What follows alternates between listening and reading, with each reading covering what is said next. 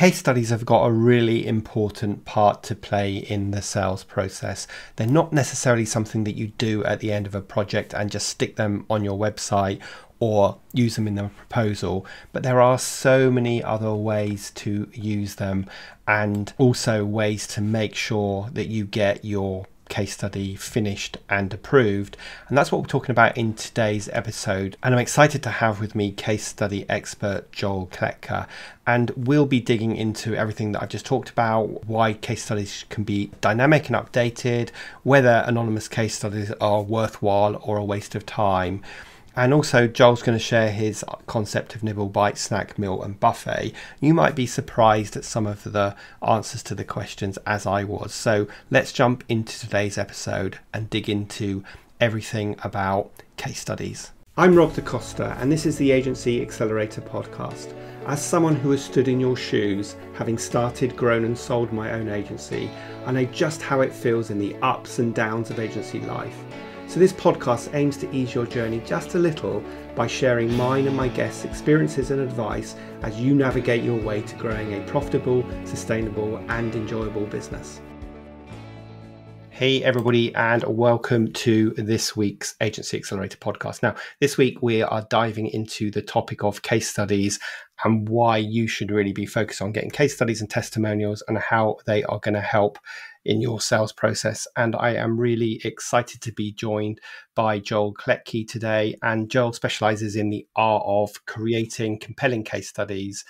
And he has seen, obviously, firsthand how case studies can make a profound impact on your agency's growth and your client success.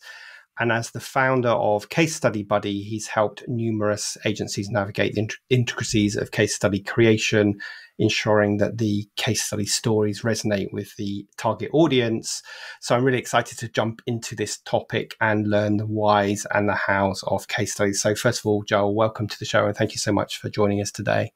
Yeah, thank you for the opportunity to share. I'm really excited to dive into some of the pragmatic and practical bits of getting these things done well. Fantastic. So let me start with the big question, or three questions actually, which is, let's give a bit of context. Why are case studies so important? And where do you think they fit in the sales process? And how can they help move the prospects along that buyer's journey from one stage to the next? I think starting with why they're so important, especially for agencies, we know that within agencies, the number one reason, for example, agencies tend to get fired is not just results, it's also communication. There's this huge relationship element to how you work with clients, how you deal with them, what the experience is like. Of course, the ROI is important, but that experience is critical. And there are a few assets more powerful at demonstrating how you think, how you treat clients, how you work through problems than a case study.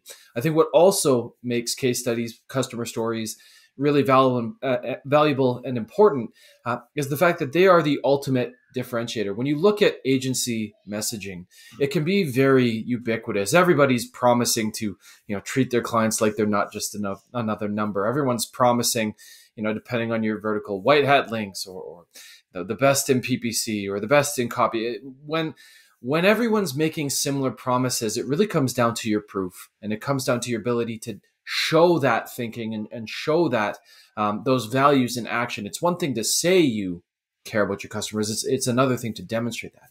I think beyond that, when you boil it down, when people are evaluating agencies or any B2B service, they want to know that someone just like them made the decision that they're debating and got the result that they're looking for, and that they enjoyed that experience. And again, customer stories are very powerful. But the other reason these are so important, especially in economic times like these, is they can be used so many different ways across the buyer's journey. So this ties into that second question: where do they fit in the sales and marketing journey? And I think there's a big misconception that they're only these end of journey assets, that when someone has already come in and you've had some conversations, so we'll just lob them the case study and close the deal. But I think that is really understating the potential impact. We've seen clients in the agency space use these very well for things like cold outreach and penetrating new markets and appealing to different types of roles within an organization. You can imagine the CMO at a company, or CTO, or even just the founder in a smaller business. They might all be looking for different things.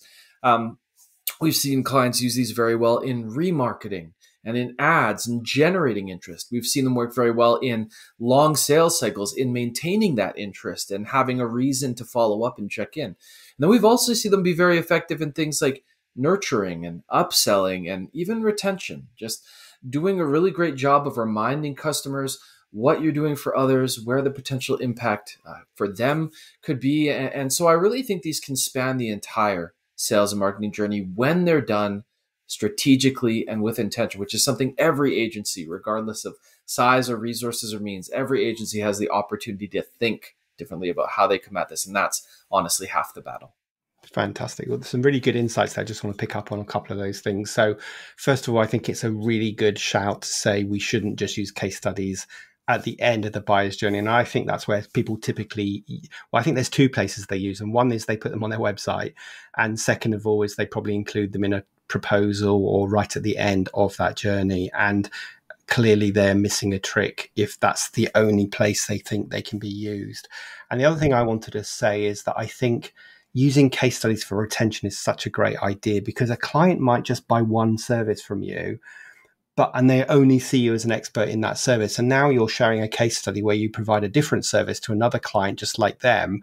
And that kind of gives that third party endorsement that actually, yeah, they could do that for me as well. So I think those are two really good things that we should all be thinking about, and not just thinking about them at the end of the sales process.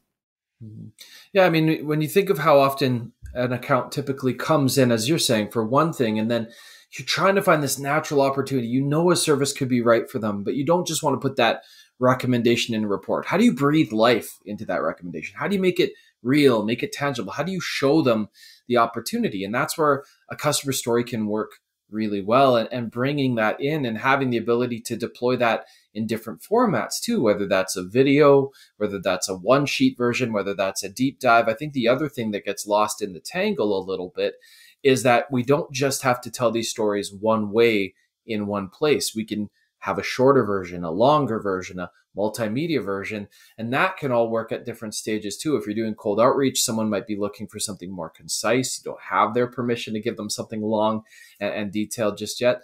If you've been with a client for some time, then hey, maybe that video acts almost like a reference call, almost like being able to say, hey, you could talk to this person, or here's what they would have to say about it. So I think you're keying right into it, especially for agencies. That upselling, that nurturing, that retention opportunity is really substantial. Great. And that sort of brings us on to the next question, which is, well, first of all, many agencies struggle to get clients to say yes to participating in a case study. So I'm interested to know what your recommendations are for that. But more broadly, at what stage in the client journey should I actually ask the client? Should it only be right at the end of a project, or can it be somewhere else? Yeah. Let's talk about the buy-in piece of that first, and then that'll bring us naturally to that second question. So I think you have to think about this through the lens of a client perspective. We believe, and we've seen, that a no typically comes out of a few places. One is fear of what's going to be disclosed. How am I going to be presented? Will you be releasing sensitive details that I'm not comfortable with? And the answer to fear is to give them a sense of control, to make sure that when you're making this ask, you're positioning in such a way that they know you'll have an opportunity to review everything. Nothing goes live without your review and approval. And the other piece of that the trick that we've seen work quite well is when you make that initial ask, be specific. Be specific about what parts of the relationship you're hoping to talk about, and mention that in the ask. So when you reach out, another small tidbit will come out in what I'm about to say, but say, could we feature you? Could we share your success in a story? Even though it's in our name, Case Study Buddy, I don't like the words case study. It sounds very clinical. It sounds very cold. It sounds very take instead of a mutually sort of shared success. So can we feature you? And then mention, this is the component of a relationship. These are the numbers we'd ideally like to share. Nothing goes live without your approval. So fear is one thing that can kill these. The other thing that can kill these is convenience. Wondering, how long will this take me? What is the process? What is involved? Because just like you, people are busy. They have many priorities, things competing for their time. And depending on the size of client you're working with, they might also have to get buy-in from their boss or others to review and take the time. So how do we counter this inconvenience perception? we come with a process. And so being able to come to them and articulate clearly, here's what's involved. It's going to take no more than an hour all in of your time. That gives them a clear opportunity to go, okay, that's manageable. And one of the small tidbits I'll add to this is something you can do as an agency is have a bit of like a case study 101 deck or like a single slide. We call it a pitch packet that just outlines, here's the process. You always have control. Here are the quick steps involved. And make sure you can hold to the promise that you'll take no more than an hour to an hour and a half of the time. And that should include the interview plus time to review a draft. So the final thing that can kill buy-in is the question of what's in it for me? Why should I scratch your back? And if you have a good relationship with the client, this actually comes up far less than you think. It's what people are often afraid of in asking them to do a favor. They're not going to want to do that. People block a lot of their own shots. But yes, some clients may wonder, okay, well, if I do this for you, what's coming back my way? Sometimes a thanks is all they need. Other times you might consider, okay, is there some level of, you can look at things like discounting or bonusing in a service or bonusing hours in a month if that's appropriate for the relationship. Just be sure that if you do that, you do disclose that in the story. It doesn't have to be rocket science. It can be a single line. Just say this client was offered this in exchange for this story. But often thanks is enough, or you can look for something as simple as buying them a coffee for their time or gifting them the gear that, you filmed the interview on, a mic and a ring light, that kind of thing. But fear, inconvenience, and what's in it for me tend to kill buy-in. And that's sort of, how to counter that. When it comes to the question, I believe that the second question was where... Now I've lost my train of thought. What was that second question? The second question was where in the relationship with the client should you ask for the case? Yes. Can it only be at the end of a project, or can it be somewhere else? Yes, it can be somewhere else. So I think you want to think strategically about the types of stories you're telling and who you're trying to appeal to. And so it also depends on your offering and what you're doing. But for example, I'll borrow from the software world, and there'll be parallels for agency. Some software companies have a lengthy implementation process. There's a fair amount of time that they go through to onboard somebody and to get things set up and get adoption. And for software companies, for example, they might tell stories just about successful implementations. So they might not even get to the point where the person's an active user and ongoing. They may pause at that point and interview them and capture that story there. I think from the agency standpoint, you can tell stories about kind of the onboarding and strategic process. But I think what's most valuable if we sit in the seat of a prospect, what we're trying to understand is how will you treat me? How do you think through problems? And how do you solve the dilemmas that I have? So even if it's not at the end of the project, I think you want to wait until there's some sort of tangible return that you can point to, until the person's been with you long enough that they could testify to, yes, I've been treated well. Yes, I have been heard. Yes, we are seeing some ROI. So I think it's a little bit different for the agency world in that, yes, you do want to wait until you've got some sort of outcome to point to. It doesn't have to be a metric, doesn't have to be a KPI. It can be a relational thing. Often that's at the end of the project, but if it's a very lengthy project, if you've got, say, a midway 6-month point and things are really trending up, hey, things might be ripe there to tell a story of that early transition. And the great thing about case studies, customer stories, you can always update them. They're a moment in time, but you can always add to that story, come back later. I love the idea, even a timeline of the customer relationship. Here's where they began, and over time you're continually updating. So I think, wait till you've got some tangibles, but you don't have to wait for the perfect moment because often it will never come. Yeah, good advice. And it's really interesting, the parallel between asking a client to be a case study and building a partnership, because I teach my clients a lot about the building a partnership and the concerns that your potential partner might have and how to make that relationship work. And it's very similar to what you've just described with asking for a case study. What's your view on clients that say yes to a case study, but they don't want their name mentioned? So they're willing to do a case study, but it needs to be anonymous, because I always feel like they're a bit of a waste of time, but I'm not sure that's a fair assumption. What's your view on that? Yeah, I think what's surprising is anonymous stories can actually be a gift in many cases. A lot of people have the mindset, well, it's logo or bust. If we can't name the company or the individual, what's the point? And that's really common. But for example, we've done for one company over 75 different anonymous stories. They're in a sensitive space, cybersecurity. You can imagine there's maybe not a lot of people lining up to say we've had a breach or this is part of our top secret stack. But I think the mentality to go in with is you can still tell a very compelling very believable, anonymized story. There just need to be some trust elements in there. There still needs to be a clear narrative arc. And in some cases, it's the expectation. If you work with clients in a very sensitive space, or you work with government or cybersecurity, HIPAA compliance, whatever it might be, other prospects will understand the fact that someone didn't want to go on the record. So to tell a really powerful anonymous story, here are some of the things that you can do. Number one, focus on preserving the individual's quotes. You can take their name out of it. You could maintain their title. You can scrub out details that are personally identifying, but don't lose those quotes. Bring those quotes in. That is specificity that is very hard to fake.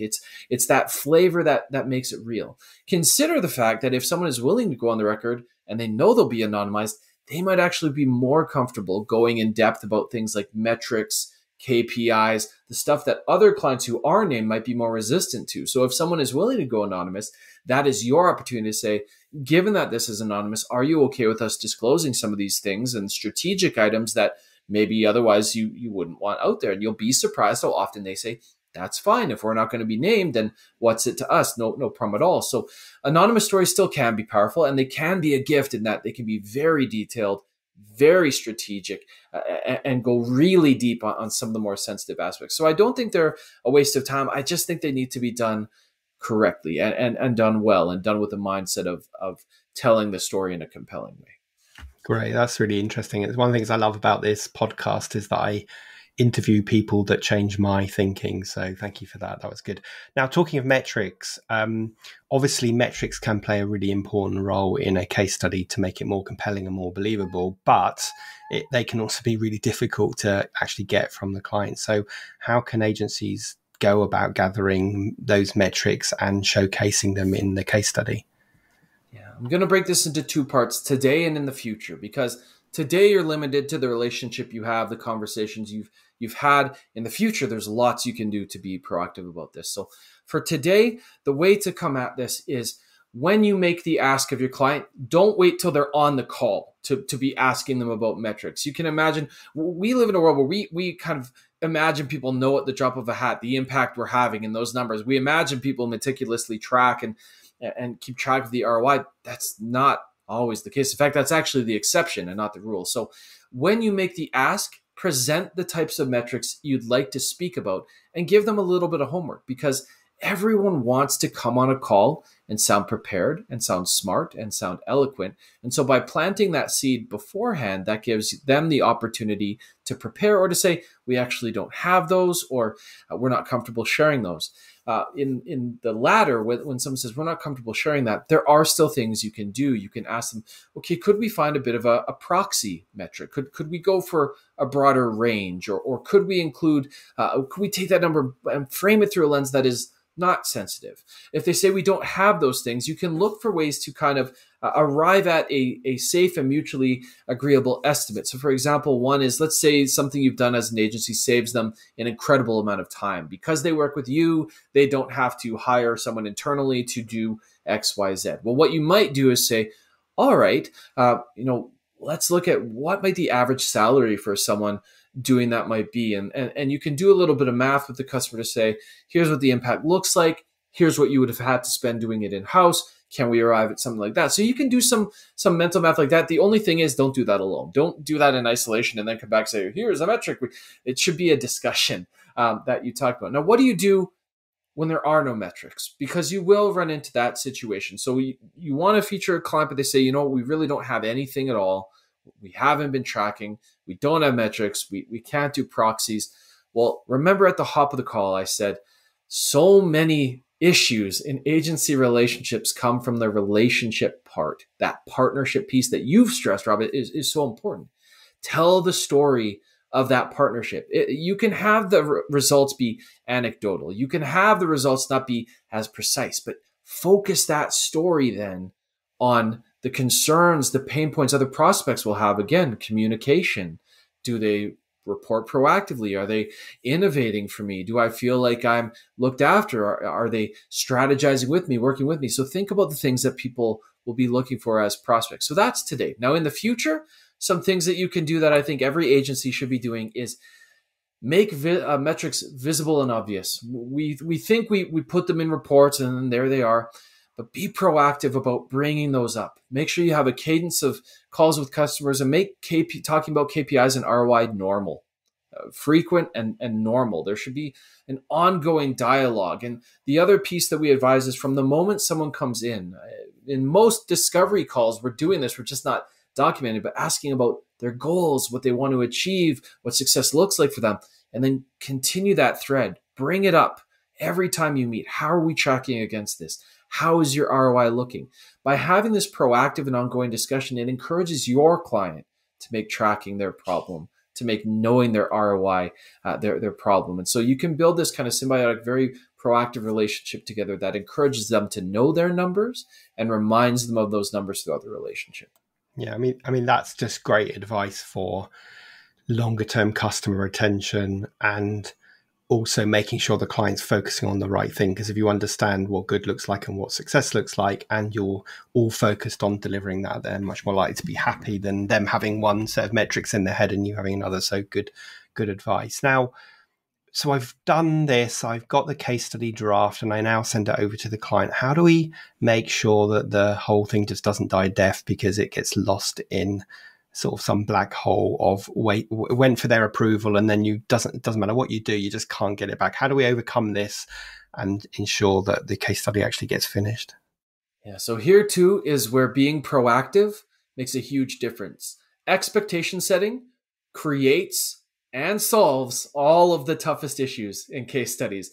Bad expectations create all of the issues.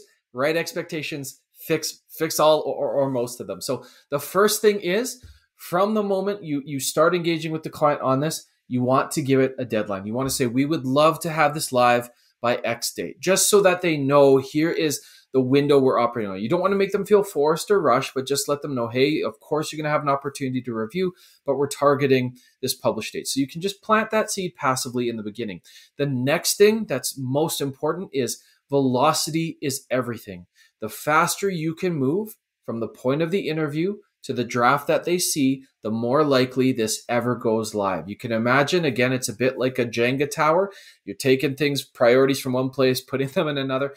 Your priority will get buried if it takes you a month to get them a draft. So strongly recommend you do everything in your power to get something over to them within 5 business days or less, from the point of the interview to first draft. That is a healthy, safe window that makes sure they stay engaged. When you've sent it across, you want to be polite but persistent. You don't want to badger them, but you want to make sure that you are checking in frequently if you haven't heard back. This is not the time to be timid. You obviously want to be sensitive, but when you've sent something across, make sure, number one, that it's easy to access. It's in a format that's easy to give feedback on. So something like a Google Doc where all they need to do is comment. That's a good precedence. Make sure they know that, hey, you don't have to line edit. Just tell me what you'd like to see changed. We'll do all the heavy lifting. That makes it easy for them to go, okay, this is not a big chore. And then remind them periodically. So, it's not unreasonable to be following up with them in the early going, a cadence of once every 3 days or so. And then if you still have not heard back, pick up the phone, get on a call. Is there an issue in the story? Is there a stakeholder who's not bought in?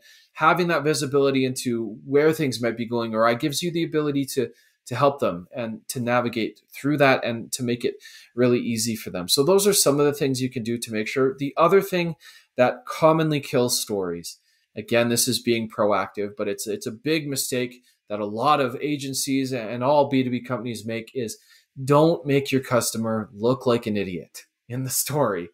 So often we've been told, oh, well, if we can dramatize this, if we can make the gulf between where they were and where they got to even more dramatic, if we can emphasize that, then the story will be better. But what happens is that well-intentioned effort honestly can make a lot of clients look like a damsel or dude in distress rather than an informed and wise person who made a smart decision and got a great result. So a really common reason that the story gets rejected is because you have put the client in, whether you intended to or not, a light that makes them look foolish. So when you write those challenges sections, give them agency, make them look smart.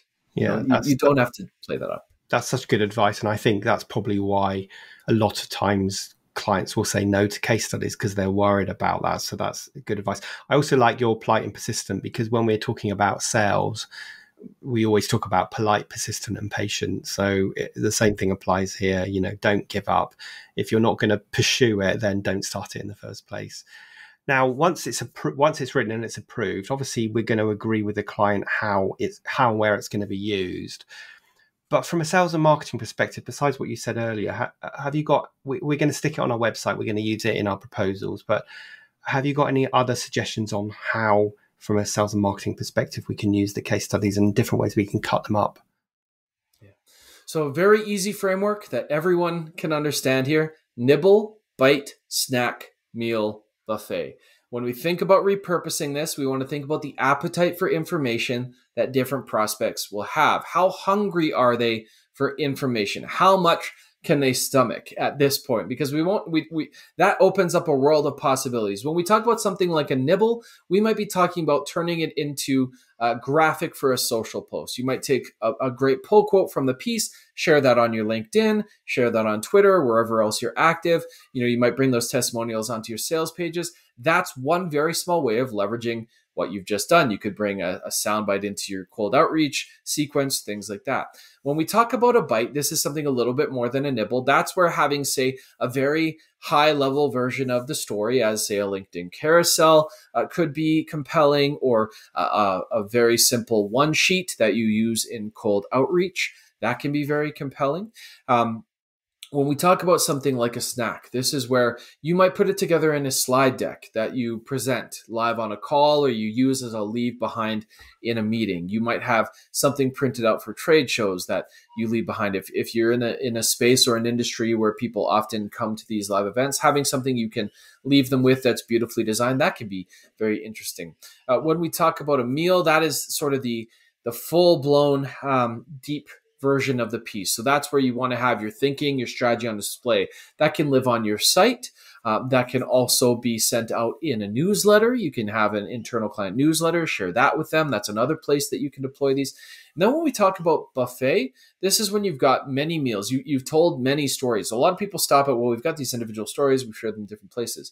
But a buffet is taking those stories, and now you can create net new things out of those. So a roundup post of your top successes of the year, or a nuclear deck, we call it, where you take a bunch of one sheets, put them all together, and now you've got this incredible asset you can leave behind after sales calls. Some other ideas for ways you can deploy these. We've seen them be successful in remarketing ads. So when someone's come to your site, checked out a particular service page, hey, why not serve them a story relevant to that? We've seen them work well. It was recently pointed out to me, for example, you can take the audio from the interview, and a lot of, I recently learned YouTube is I think the number 2 place people listen to podcasts. So they have it running in the background with audio. You could take the audio from that interview, turn that into a little bit of a sponsored ad to a podcast. So you can even leverage it there. But across the entire buyer's journey, when you think about where your sales and marketing activity falls naturally, is it cold outreach? Have a one sheet. Is it ads or remarketing? Have that there. Is it in your nurture sequences? Is it in your retention? There are many, many different ways to leverage these stories, from video to written to these audio pieces. And then don't forget too, you can combine them. When you have a written piece on your site, there's nothing stopping you from accompanying that with a video, or even, again, take the audio from that interview that you can use on social as an audiogram or whatever, embed that right alongside the quotes, so someone can now push play and hear those wonderful things being said about you and your agency as well. So many, many different ways to repurpose, and that nibble, bite, snack, meal, buffet framework makes it pretty easy to kind of think through, hey, where might we try this out? Great. Love that. I love that. I've written that down: nibble, bite, snack, meal, buffet. So a good one to think of. And I guess the point you've made is the one that we need to bear in mind with all our marketing, which is you need to have this joined up thinking of not seeing things in one dimension, but actually thinking how many different ways. I've got this piece of content, how many different ways can I use it, rather than thinking I need to create hundreds of pieces of content. Talking of which, my last question before we wrap this up is, and this maybe isn't, the answer to this may be unfair because it might be how long is a piece of string, but how many case studies, if I'm a small to mid-size agency, I've been around a few years, how many case studies should I aim for? Yeah, I think to flip the question on its head, I think it's an ongoing thing. When we want to try to quantify, I think you want to think through, okay, just quantifying how many industries do I sell into? And is industry an appropriate way of, framing a vertical? Will people in those industries want to see themselves in these stories? How many roles do I sell into? Again, do you sell into CMOs and CTOs at in-house companies? Do you sell into founders? Do you sell to engineers? Kind of mapping out who the different roles are also gives you a sense of, okay, it would be really good to have a story featuring a person like them. And rather than, I mentioned earlier, like we've done over 70 or 80 anonymous stories for one company, but that is an enterprise sized company with a huge client base. You cannot, as a smaller agency, expect your win rate to be anything close to that. And you simply may not have that many clients, and that's okay. But rather than look at this purely through the lens of, well, I've got 3 and I'm set, or I've got 5, or I've got 1, try to look at it through the lens of who am I trying to appeal to and what stories are going to be most relatable for them. Another way of thinking through it is, what are the common objections you run into, and could you have a story for each of those? Or if you're in a very competitive vertical, who do I constantly get compared to? Can you tell switcher stories of people who came from another agency to you? So it's less about the raw number and more about what types of stories are going to enable you to run the kinds of campaigns or have the kinds of discussions or close off the kinds of objections you're seeing in sales and marketing funnels. So, start with 1. If you're overwhelmed by all of that, just start with 1. Start by aiming for 1. And over time, as you refine your process, your way of asking, as you get better and better at getting buy-in, you'll start to see things open up in terms of what types of stories could I tell? Who's on the receiving end? How is that going to enable me and my business and revenue goals beyond just here's another win? Tell a story with intention. Great. Such good advice. I really like the idea of thinking about how you can use case studies to overcome objections, because funnily enough, that's a conversation I was having this morning with a client, not about case studies, but about overcoming objections. And they are a really good way of doing it. So really insightful, Joel, and we could go on talking for ages, but I'm conscious of trying to keep our episodes to 30 minutes. So let me ask you the last question before I ask you about where people can find more about you, which is, if you could go back in time and give your younger self just starting out in business a piece of advice, what would it be? Yeah, to ask for help. I had this attitude when I started, this posture of wanting to look competent, wanting to look capable, and wanting to be those things. And so I had a hard time being vulnerable with others and admitting that I needed help, or I couldn't figure something out. I always had the mentality that, I can figure it out. I can put my nose down. I can muscle through. And often I could. It's not that the talent wasn't there or the skills couldn't be learned, but I wasted so much time by not simply being vulnerable, asking for help, admitting that others know more than me and could teach me, and by not putting myself in a place to learn from those who are further on. So that's what I would tell myself is, hey, get over yourself, kid. Ask for help. You're going to move faster, and you're going to avoid stepping on some serious landmines in the process. So let me ask you a follow-up question to that, which I sometimes ask my guests, is, would your younger self listen to you?